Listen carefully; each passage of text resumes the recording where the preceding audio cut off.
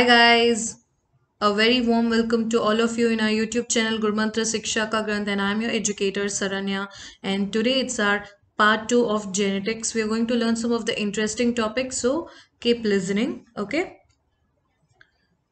Alright, so we are going to talk about gene interaction. So Mendel and the subsequent workers, which means other scientists, assumed that a character was governed by a single gene only, which means a particular trait is responsible by a single gene only. This was the notion of Mendel.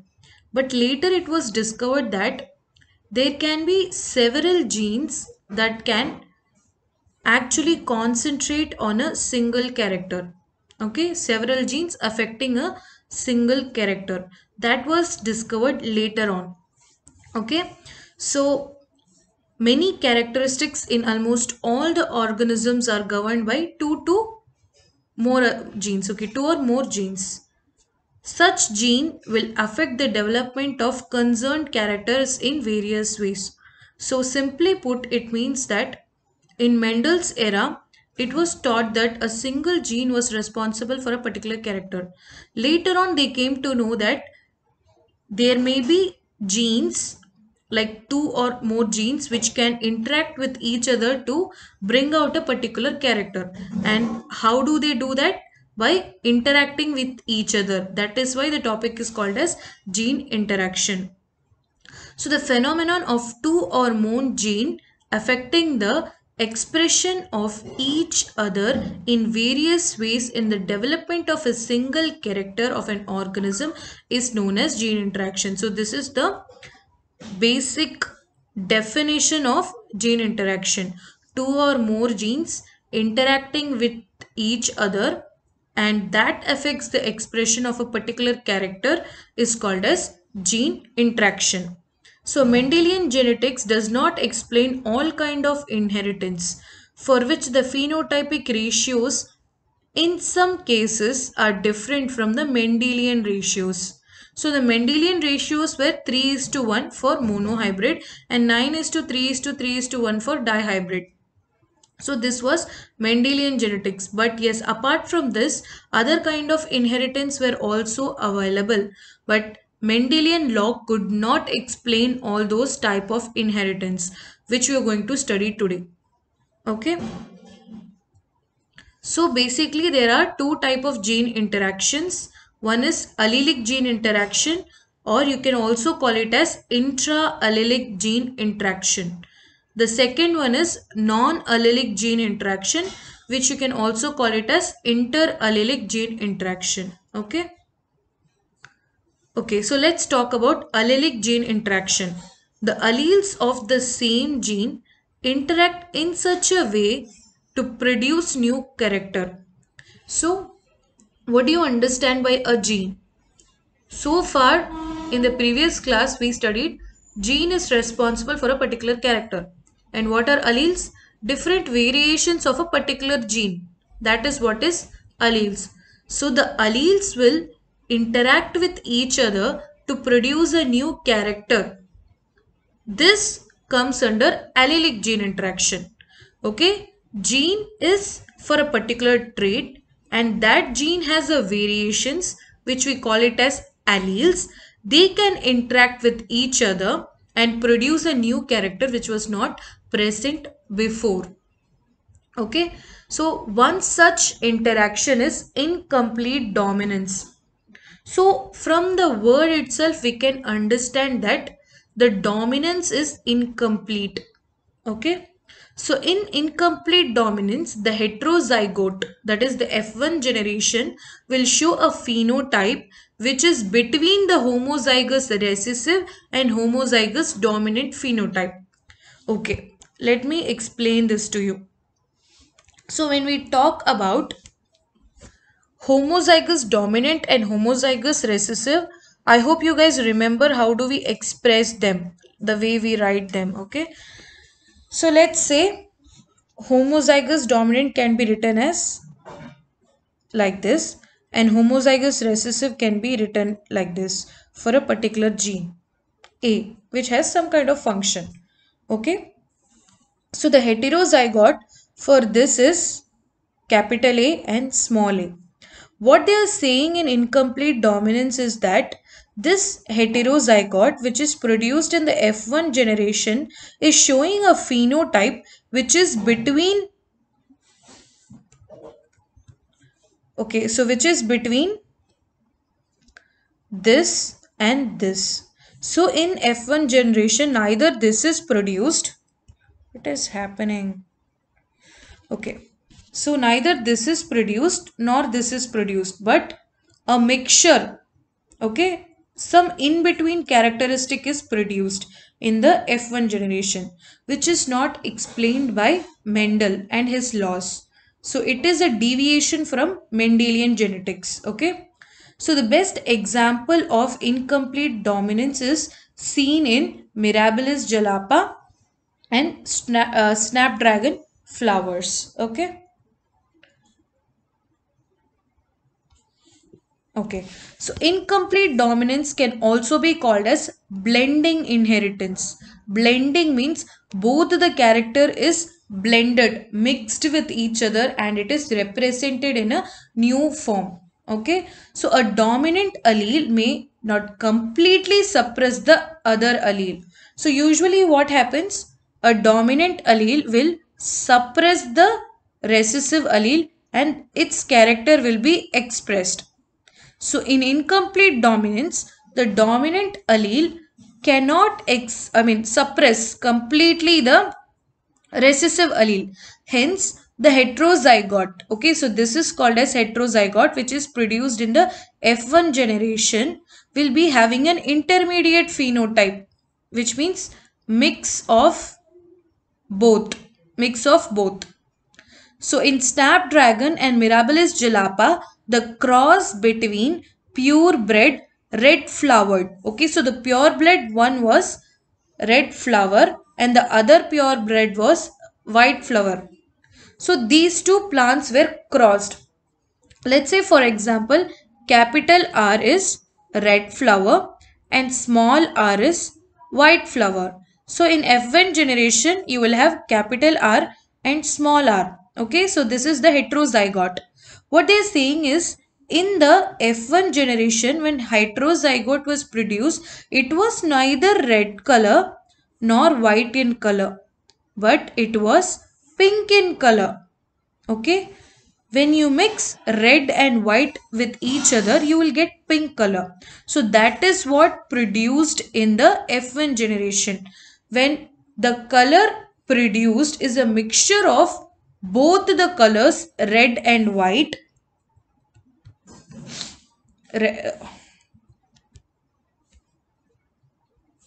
Okay, red and white, it simply means that none of the allele was dominant. Neither R was dominant, this R, okay, nor this R.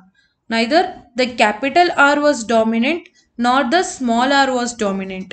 So they were not able to express their dominance and suppress the other allele. So they decided to mix with each other and give a new phenotype which neither this parent have nor this parent had. Okay, so this new phenotype is heterozygotic in nature and it was pink in color. Okay,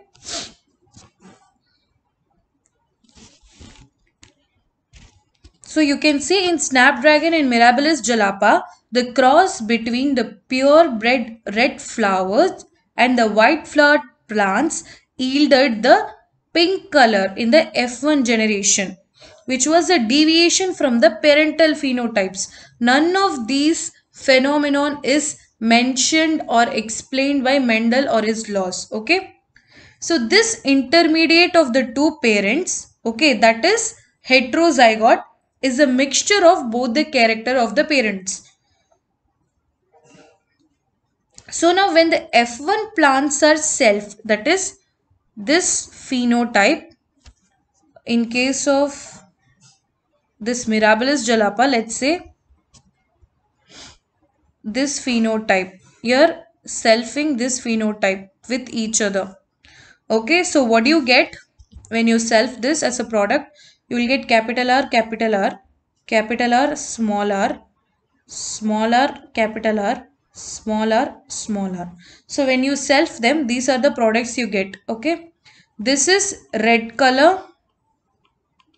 This one is white color, which are parental types. But these two are pink in color, that is intermediates. So in the F2 generation, you are getting the phenotypic ratio to be 1 is to 2 is to 1. Okay. But when you talk about the Mendelian genetics, in the F2 generation, you got the ratio for phenotype to be 3 is to 1. Genotypic ratio was 1 is to 2 is to 1, but the phenotypic ratio was 3 is to 1. In this kind of incomplete dominance, you can see the phenotypic ratio is also 1 is to 2 is to 1, which is not same as this, okay, which is not same as the Mendelian genetics. That's why this kind of gene interaction is called as a deviation from the Mendelian genetics, which the Mendel and his laws were not able to explain. Okay.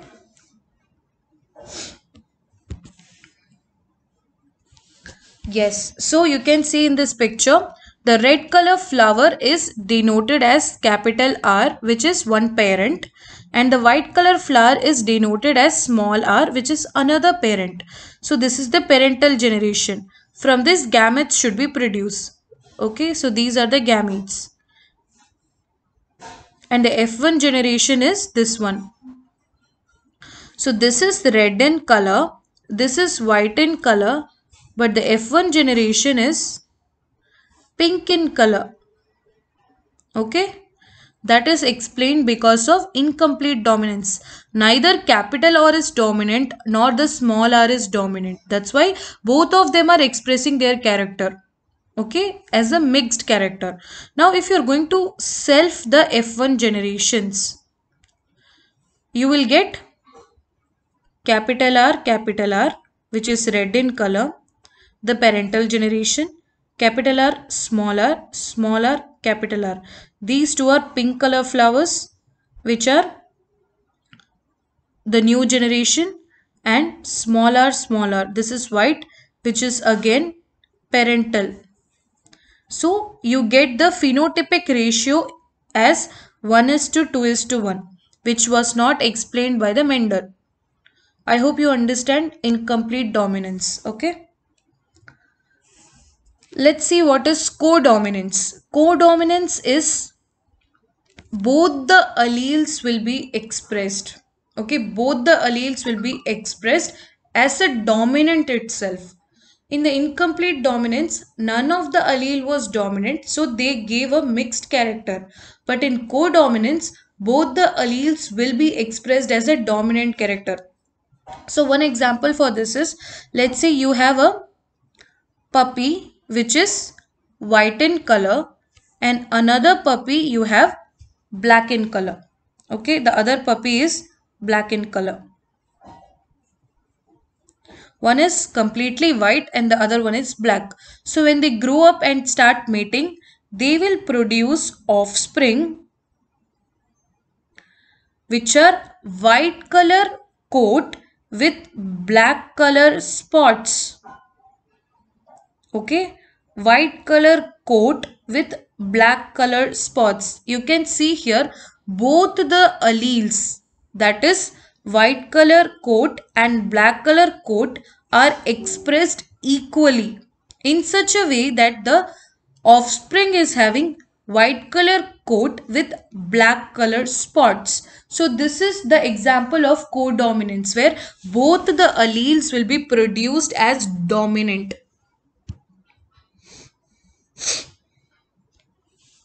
Okay, so codominant alleles occur when rather than expressing an intermediate phenotype, the heterozygotes will express both the homozygous phenotype, that is homozygous dominant as well as homozygous recessive. Both the phenotype will be produced. So another example for this one is ABO blood group.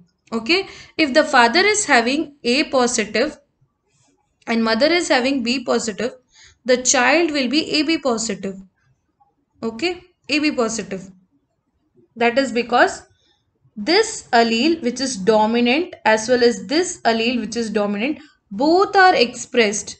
So ABO blood group, in that particularly AB type, is an example of codominance. Okay, the child will be producing both the alleles which are dominant in nature. So this is an example of codominance. So the next topic we are going to learn about is lethal factor. So the genes which causes the death of an individual carrying it is called as lethal factor. For example, a human being is carrying a lethal gene means that person will die. Okay. So recessive lethals means, let's say this is one person and this is another person. Okay. When they mate and produce offspring, what are the different uh, genotypes which can be produced? Capital A, you can get capital A, small a, capital A, small a, small a. Okay. In recessive lethals, it means that whichever person is getting small a will die, will be no more. The person who is having small a and capital A will be carrier. That person will not die, but he will be a carrier for that particular gene. This is also a carrier.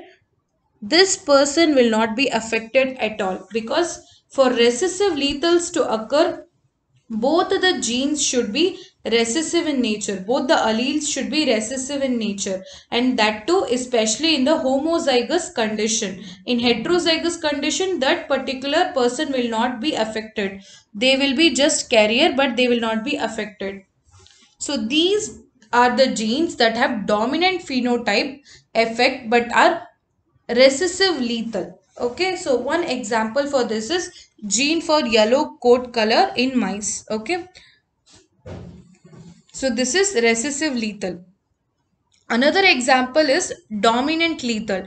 Dominant lethal is very dangerous because in dominant lethal, this particular genotype is also lethal and this particular genotype is also lethal. That is homozygous dominant and heterozygous. Both are lethal because in heterozygous condition, this is the dominant gene, right? This is the dominant gene. So that will be causing the death of an organism.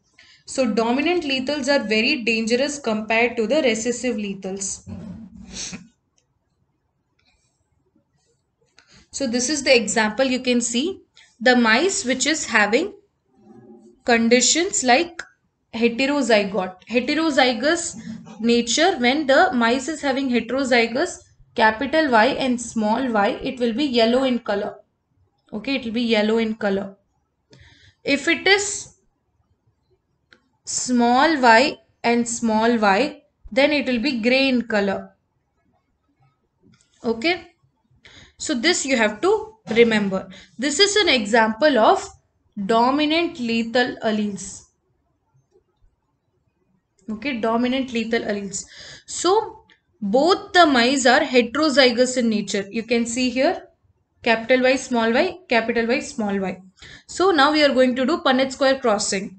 Where here when you cross, you will get capital Y, which is homozygous dominant. So it will die.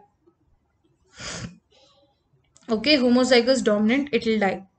Next is capital Y, small y. It is heterozygous but dominant in nature, which will be producing yellow color coat, but it will also die. The next one is capital Y, small y, again yellow color coat but dies. Similarly, you can see the last combination small y. Here you can see what is happening. This particular character small y does not have the dominant allele at all because it is completely recessive in nature. So that will survive. Okay.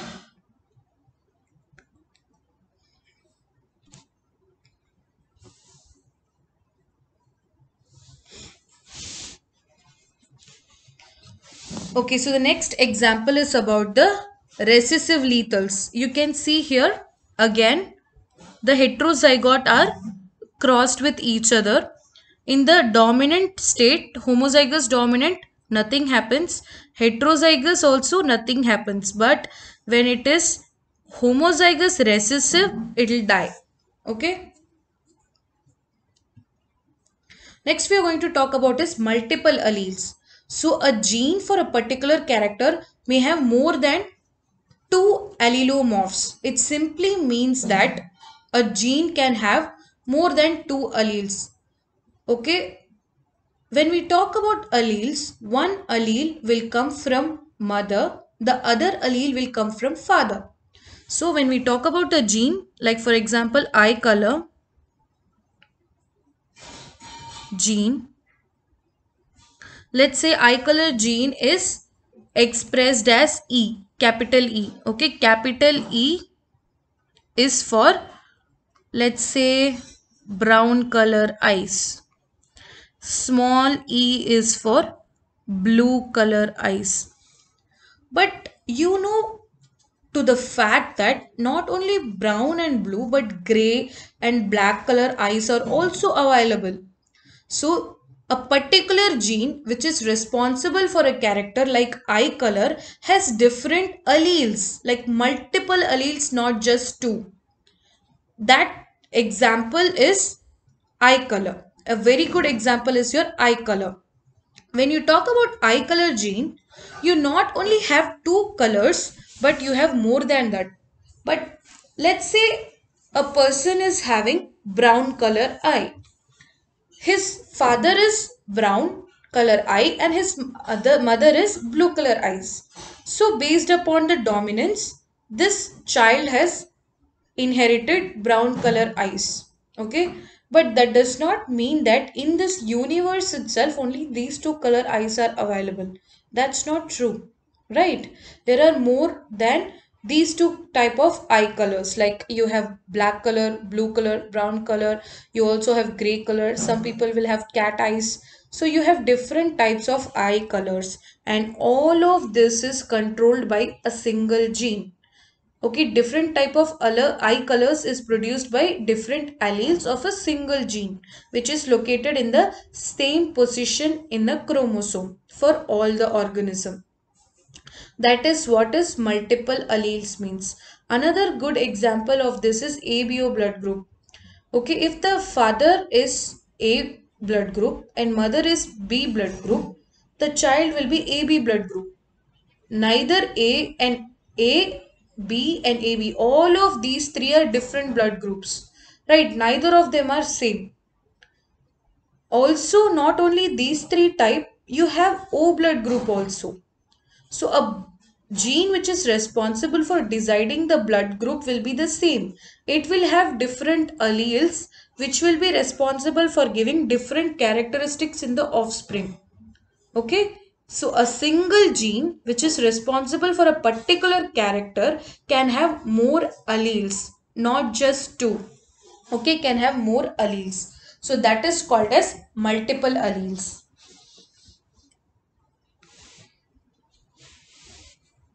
So you can see here for blood group A, the genotype can be IA, IA, both can be dominant, or IA and IO.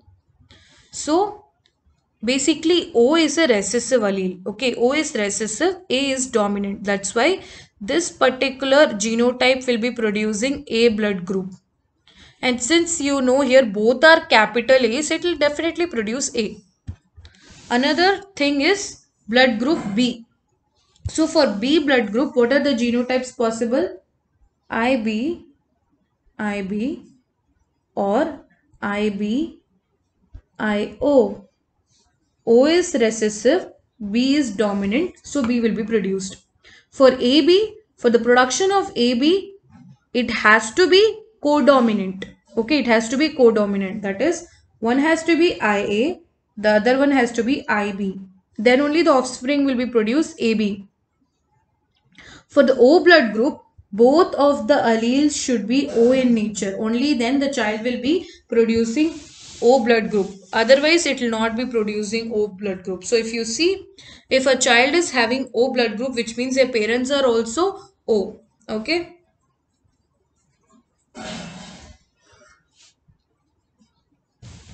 Okay, let me give you another example. Okay, it's not necessary that the parents should be O group, but they should carry a allele for O.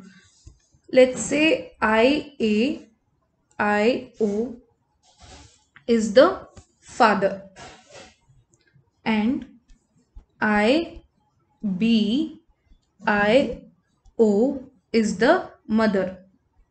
So what are the different combinations which can be produced for offspring?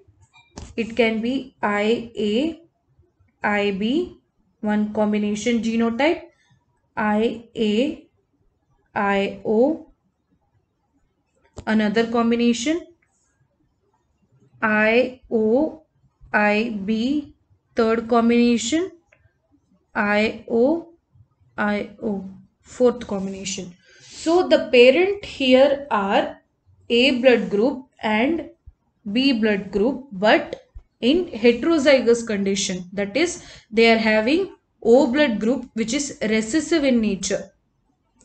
So when they are crossed and the offsprings are produced, you can see here there is possibility of IO and IO. So for the child to be having O blood group, either their parents have to be completely O and O, or they should carry the allele O. Both of them should carry the allele O. Then only out of 4 children, at least one child will be able to produce O blood group. Okay. Okay, so next we are going to talk about is non-allelic interaction, and the example of that is complementary gene action. Okay, complementary gene action means we know more than one gene can be responsible for production of a particular trait. Okay, so in this complementary gene action, it is said that two genes has to be together active in a dominant state to produce a particular character. If either of the gene is not present, then that particular character will not be produced. That is what we are going to learn in complementary gene action. So in this type, the two or more independent dominant gene occurring in different loci, which means two different genes present in different location but on the same chromosome or different chromosome. Okay, I'll draw and explain. Okay. Okay, if you have two genes, okay, like for example gene A and gene B, which are at different location present in a chromosome. It can be within a same chromosome, or the gene can be present within different chromosome also. Now these two genes will interact with each other and will produce a character that neither of them can produce individually. Okay, A and B together will produce a character which separately A cannot produce or B cannot produce. Only when they are together it will be produced. Okay, so that is complementary gene action. So Bateson and Punnett, they studied the inheritance of flower color in sweet pea Lathyrus odoratus. Okay, so in sweet pea Lathyrus odoratus, both the genes C and P are required. That we capital C and capital P are required to synthesize anthocyanin pigment. Anthocyanin means color pigment. Okay. If capital C and capital P are present, then the offspring will be able to produce purple color. But if absence of any one, either small c and capital P is present or capital C and small p present, the anthocyanin production will not be happening. So for the production of anthocyanin purple color, C has to be capital, also P has to be capital. So you can see here the genotypic ratio. The combination of CCPP will produce purple color. Also C small c, P small p will also produce purple color. But if C is capital but both the P's are small, it will be white in color. If both the C's are small but P is capital, then also white in color. If both C as well as P is small in letter, then also white color. For the production of purple color, C as well as P has to be capital in nature. only then the particular purple color flower will be produced. So this concept is called as complementary gene action. Okay, so next we are going to talk about is linkage and recombination. Okay.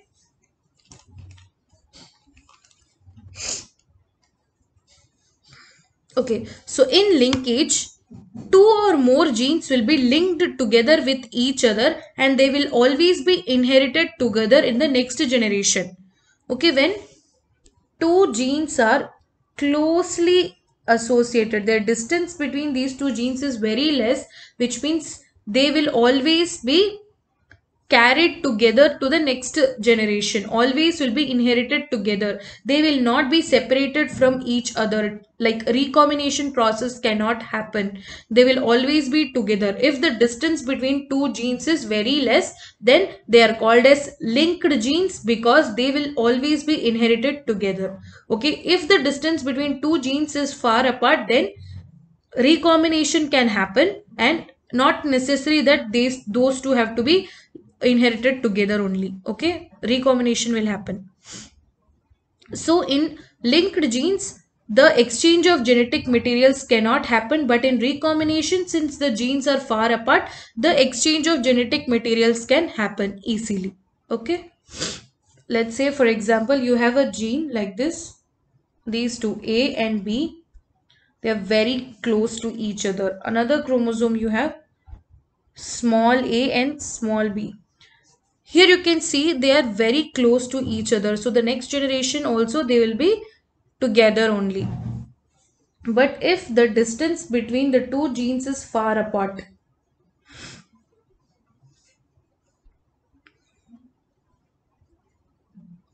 now here the recombination can happen. So what will be the product produced? The product will be A small b and small a capital B. So this is a recombinant which was not in the parental type. Okay, so if the distance between two genes is very small, then those two genes will be always linked together and inherited together. But if the distance between two genes is not small but it is big, then they can be recombined and new recombinants can be produced. So that is the basic concept of linkage and recombination. So the chromosomal theory of inheritance came into existence long after Mendelian genetics. So this is also a deviation from Mendelian genetics only. So the lack of the advanced technology and the proof were the two important reasons that Mendel's concept was rejected. But later through the experiment it was confirmed. So biologists, they developed, like T.H. Morgan, he developed the concept of chromosomal theory of inheritance, where he spoke about the concept of linkage and recombination of genes. So what is linkage? So linkage is responsible for keeping the genes in a chromosome together for inheritance. That means that will be passed on to the next generation. So the strength of the linkage is inversely proportional to the distance between the genes in the chromosomes. Same thing, if the distance between the two genes is short, then the recombination will be not happening. Okay, let's say this is a chromosome. If the distance between these two genes is very small, then the linkage is very strong. Linkage is very strong, so recombination will not happen. Okay, I'll just put it in writing for you. Small distance means, okay, small distance means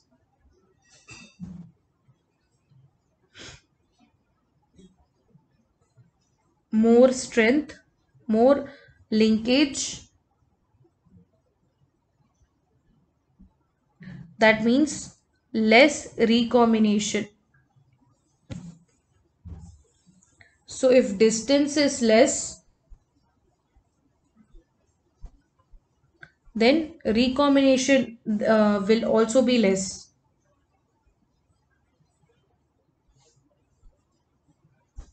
But linkage will be more. That is the relationship. Okay. So crossing over. Crossing over is responsible for the separation of genes and segregation during the gamete formation. So the chance of crossing over is directly proportional to the distance between the genes in the chromosome, which simply means if these two genes in a chromosome are far apart from each other, then the crossing over is going to happen properly and recombinant products will be produced. So genes are said to be linked when the genes for different traits are located in the similar chromosome and they seem to be tied to each other, but they are not tied to each other. They might seem to be tied to each other because they are very close in proximity. So this is a deviation from Mendelian genetics, because in Mendelian genetics he told about independent assortment, that is each and every gene will be assorting independently. But in the concept of linked genes, these two genes cannot assort independently when they are close to each other. So a few genes have powerful linkage given a limited chance of recombination. If the linkage is powerful, recombination will not occur. If the linkage is loose, then recombination is of good chance. Okay, so types of linkage. You have complete linkage. Complete linkage means when two or multiple characteristics are inherited together for more than two generations. Okay, that is called as complete linkage. In incomplete linkage, what happens is the distance between the two genes is little bit far apart, so recombination can happen and non-parental characteristics can also come, that is called as recombinant characteristics. Okay, non-parental means does not resemble either of the parent, but new characteristics will be produced, and that will happen only when recombinant is happening. Okay, so what is recombination? Recombination is the process of producing new combination of alleles during the recombinant DNA molecules. Okay, so it is also referred to as genetic recombination, where exchange of genetic material will happen between the father's chromosome and mother's chromosome, resulting in a new variant, and recombination is responsible for the genetic diversity. So types of recombination, you have homologous recombination, which means the recombination is happening between the similar type of chromosome. That is, for example, this is chromosome number 5, which means this is also chromosome number 5, and the recombination is happening between these two chromosomes. Not necessarily that they should have the same type of a genotype. They can have a capital A type of genotype, which means dominant, and this particular chromosome can have a recessive type of genotype. So in this situation, you can see the recombination is happening between both the chromosomes. Next is non-homologous chromosomes, which means both the chromosomes are not same. For example, one chromosome can be chromosome number 5, the other can be chromosome number 8. So between them, if recombination happens, that is called as non-homologous recombination, which is very rare in situation. Next, you have site-specific recombination. So this is observed between a short sequences that usually has similar types of genes. Next, you have mitotic recombination, and this happens during the interphase. Mitotic recombination occurs during the interphase. This is not a very useful recombination. Most of the time, mitotic recombination leads to cancer. Okay. So the prokaryotic cells will also undergo recombination for production of genetic variety, and that is through the process of conjugation, transformation and transduction. We are going to study about these three processes in detail in the next session. Okay. So for the calculation of recombinant frequency, this is the formula. So total number of recombinants obtained divided by total offspring into 100%. Through this formula, you can calculate the recombination frequency. So that is all for you guys today. If you are a CSIR NET aspirant and are interested in joining an academy for your preparation, you can do that by following Neha Taneja ma'am. To get 10% off, you have to use the code NEHA. So like, share and subscribe, and also comment in our videos. You can also join our Telegram channel. If you have any queries, you can contact us through either mail or call us. Thank you so much, guys, and have a nice day.